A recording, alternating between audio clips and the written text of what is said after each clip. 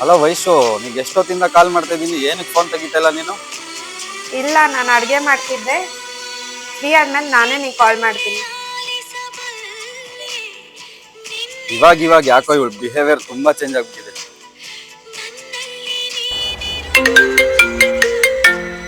Hello. Hello, ಎಷ್ಟೊತ್ತಾಯ್ತು, ನೀನು ಇನ್ನೂ free ಆಗಿಲ್ವಾ? ಹಾ, ಫ್ರೀ ಆದೆ. ಮತ್ತೆ ಯಾಕೆ ಕಾಲ್ ಮಾಡಿಲ್ಲ? ಹೇಗೆ ಮಾಡಲಿ ನಿಂಗೆ ಈ ಟೈಮಲ್ಲಿ ಕಾಲು? ನೀನು ಕೆಲ್ಸದಲ್ಲಿ ಬ್ಯುಸಿ ಇರ್ತೀಯಲ್ಲ, ನಾನು ಕಾಲ್ ಮಾಡಿದ್ರು ನೀನು ಪಿಕ್ ಮಾಡಲ್ಲ. ನಿನ್ಗೆ ಮಾತಾಡಕ್ ಇಷ್ಟ ಇಲ್ಲ ಅಂದ್ರೆ ಬಿಟ್ಬಿಡು. ಅದ್ ಬಿಟ್ಬಿಟ್ಟು ಕತೆ ಎಲ್ಲ ಹೊಡೆಯಕ್ ಹೋಗ್ಬೇಡ ನೀನು.